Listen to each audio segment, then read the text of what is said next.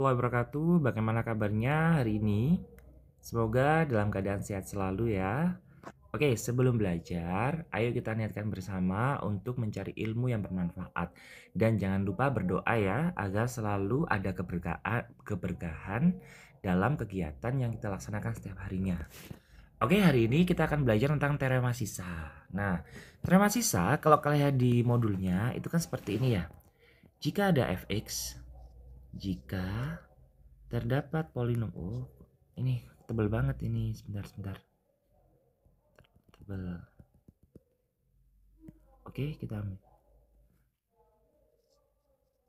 Jika polinom fx dibagi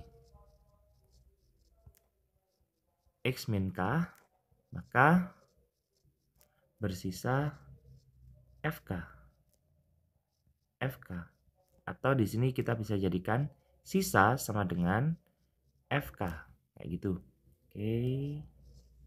Nah, kayak gitu ya. Nah, kita coba. Kalau kemarin kita itu mencari sisa itu kan dengan menggunakan Horner. Dengan Horner atau dengan menggunakan cara bersusun ya. Sekarang kita coba dengan teorema sisa. Oke, teorema sisa mengatakan bahwa seperti itu ya. Kita coba. Contoh 1. Tentukan sisa fx sama dengan x kuadrat min 4x plus 1 dibagi x min 5. Nah, ini gimana cara ngerjakannya? Kita coba. Boleh kalau kalian mau ngecek dengan menggunakan Horner atau Progapet tidak masalah. Tetapi kita coba dengan teorema sisa ya. Langkah pertama kamu lihat pembaginya. Pembaginya kan x min 5. Jadi gini. X min 5 sama dengan 0, maka x-nya sama dengan 5, pindah ruas. Dengan teorema sisa, kita hanya perlu substitusi bahwa sisa itu sama dengan F5. Kayak gini. Jadi x-nya kamu ganti dengan 5. Ini kan fx-nya kan ini.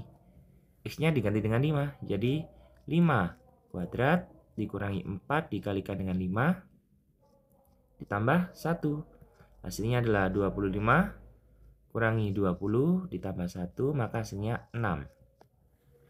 Hasil ini akan sama jika kalian menggunakan cara Progapet atau dengan menggunakan cara Horner. Gitu ya. Cuma itu saja untuk teorema sisa. Tapi kita punya berbagai macam aplikasi. Kita coba ya. Contoh 2. Oke. Saya kasih soal yang lain. Jika polinom fx sama dengan x kuadrat dikurangi dengan 4ax ditambah 1. Nah, dibagi x min 2 bersisa berapa ya enaknya ya? Bersisa 21. Maka A-nya sama dengan berapa? Oke, kita coba di sini.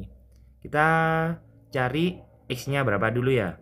Ini kan X min 2 sama dengan 0, maka X-nya sama dengan 2 gitu ya.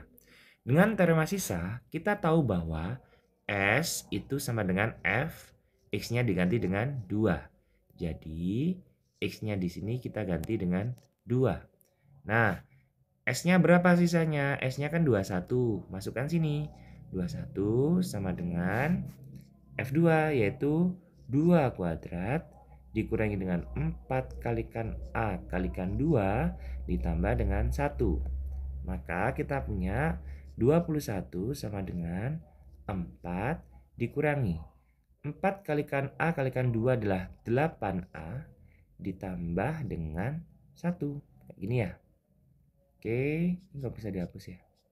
Oke, jadi kita punya 21 sama dengan 4 ditambah 1 adalah 5 dikurangi 8A. Kita pindah ruas ya. Yang ada A-nya dipindah ke kiri, yang nggak ada A-nya itu dipindah ke kanan atau terserah bolehlah. Ini saya pindah. Ini kan min 8 nanti pindah ke kiri jadi plus, 21 pindah ke kanan jadi min. Jadi kita punya 8A sama dengan 5 dikurangi dengan 21. 8A sama dengan negatif 16, maka A-nya berapa? 8 dikali berapa ya hasilnya min 16, yaitu sama saja min 16 dibagi dengan 8, hasilnya adalah negatif 2. Nah, udah ketemu A-nya. Nah, itu ya. Terus apakah ada contoh lain? Ada. Tetap kok pakai S sama dengan FK itu tetap. Nah, contohnya kayak gini. Contoh 3 ya. Nah, ini yang mau saya beritahu bahwa dengan satu teorema itu kita bisa mengeneralisasi untuk berbagai macam soal. 3 itu adalah buktikan bahwa contoh ketiga, buktikan bahwa fx sama dengan x kuadrat min 4x plus 1 jika dibagi berapa ya? X min 2, maka sisanya adalah 4, 5 adalah min 3. Nah, untuk yang contoh 3 ini kita disuruh membuktikan. Kita diberi pernyataan kayak gini loh. Fx itu x kuadrat min 4x plus 1 ya. Jika dibagi dengan x min 2, sisanya adalah min 3. Buktikan itu gimana. Nggak boleh ya bilang, ya mesti ya min 3, nggak boleh. Ini ada buktinya secara matematis. Kita coba. Sama, kita cari x-nya dulu. Ini kan x min 2 sama dengan 0, maka x-nya kan sama dengan 2. Gitu ya. Dengan teorema sisa, kembali lagi teorema sisa bahwa S itu sama dengan F, X-nya diganti dengan 2. Jadi nanti X-nya ini diganti dengan 2. Sehingga kita punya S sama dengan 2 kuadrat dikurangi 4 dikalikan 2 ditambah dengan 1. S sama dengan 4 dikurangi dengan 8 ditambah dengan 1. Maka kita punya S sama dengan 4 dikurangi 8 adalah min 4. Min 4 tambah 1 adalah min 3. Nah, ternyata terbukti. Kamu menghitungkan sisanya min 3 kan? Maka pernyataan benar yang mengatakan bahwa sisanya adalah min 3. Jadi terbukti. Kayak gitu ya. Oke, nice. Nah, ini ada lagi contoh keempat kayak gini ya. Contoh keempat. Contoh keempat ini yang wajib dikuasai karena ini sebagai syarat kelulusan untuk teorema sisa. Jadi saya punya seperti ini.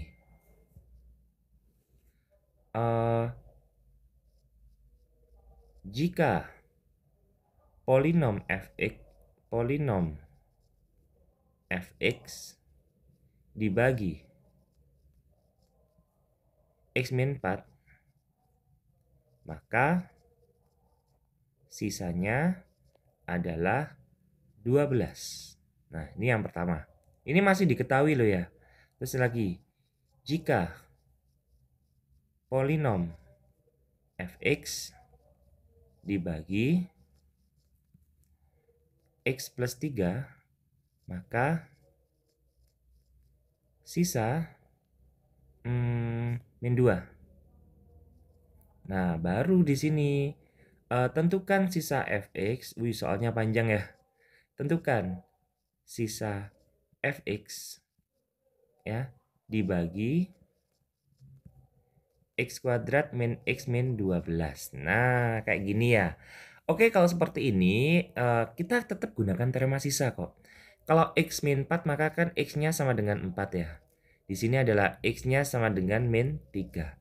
Dengan teorema sisa kita punya S sama dengan F4 kan gini kan ya. Sisanya berapa?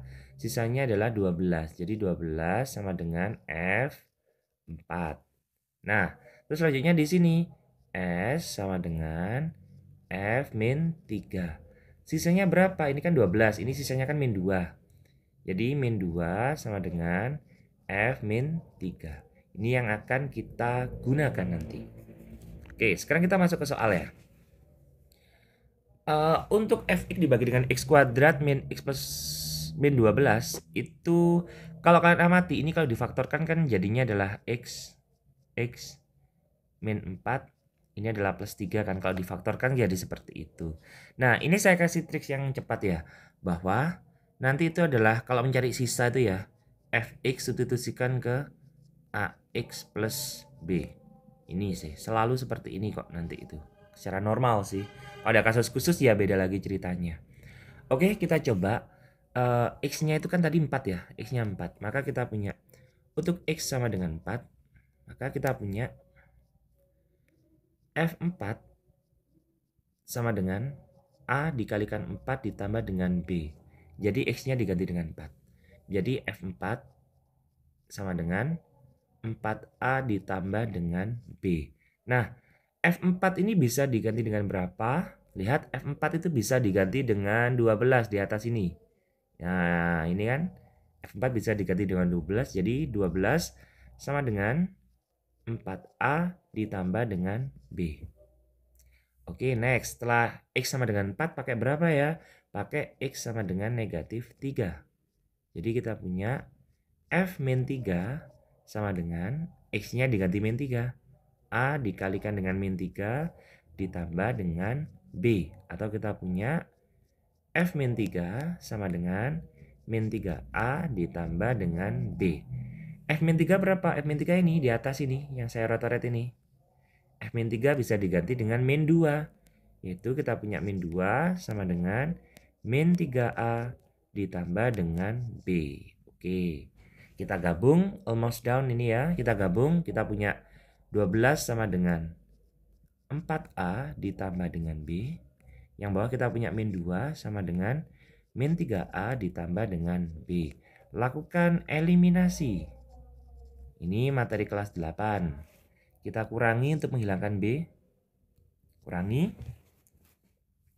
12, pakai merah aja. 12 dikurangi min 12 yaitu 14 sama dengan 4 dikurangi min 3, 7A. B dikurangi B habis gitu ya. 14 sama dengan 7A. 7 dikalikan berapa hasilnya 14, otomatis di sini A-nya itu adalah 2. Kenapa? Karena 7 dikalikan 2 hasilnya adalah 14. Kalau A-nya ketemu, B-nya berapa? B-nya pakai salah satu. Saya mau pakai yang atas. Jadi kita punya ini. 12 sama dengan 4A ditambah dengan B. 12-nya tetap, ini 4-nya tetap, A-nya diganti 2. Dari sini A-nya 2 ditambah dengan B. 12 sama dengan 8 ditambah dengan B. Oke, sekarang 8 ditambah berapa ya hasilnya 12, yaitu jadi B-nya adalah 4. A ketemu 2, B-nya 4. Nah, ingat sisa bentuknya selalu AX plus B. Maka A-nya adalah 2X ditambah dengan B. Selesai. Ini adalah sisanya. Oke, kok panjang sekali Pak ya dari awal sampai akhir contoh nomor 4 itu? Iya. Sebenarnya kalau awal belajar itu nggak apa-apa kita jabarkan biar lama-lama itu paham. Tapi kalau di awal kita langsung persingkat, ya jadi langsung bisa saja sih Pak Dada menjelaskan lompat dari pertama langsung lompat yang terakhir. Nanti jatuhnya bakalan lupa ini tadi dari mana ya? Ini kenapa kok ada 12 sama dengan 4A plus B ini kenapa? Ini kok ada min 2 sama dengan min 3A plus B itu kenapa? Makanya ini dijabarkan jadi kelihatannya panjang. Tapi kalau nanti kalian sudah paham dan bisa untuk men-skip langkah-langkah yang tidak esensial, itu maka akan lebih cepat. Ya, gitu ya. Kalau belajar jangan takut capek, jangan mudah menyerah lah gitulah. Pokoknya belajar terus ya. Insya Allah nanti pasti kalian dijawab kok doa kalian itu dalam belajar itu ya. Tapi kalau belajar di awal saja sudah tidak mau, maka selamanya tidak akan bisa. Gitu ya. Jadi kalau ada kesulitan, janganlah kalian berhenti, tapi terus maju. Tanya, kalian itu tidak kehabisan sumber belajar. Bisa tanya ke guru, bisa tanya ke teman, atau bisa lihat di YouTube, itu bisa. Tinggal kalian sebagai manusia, sebagai siswa mau atau tidak menguasai suatu pelajaran tersebut. Begitu ya. Semoga sukses dan sampai jumpa minggu depan. Wassalamualaikum warahmatullahi wabarakatuh.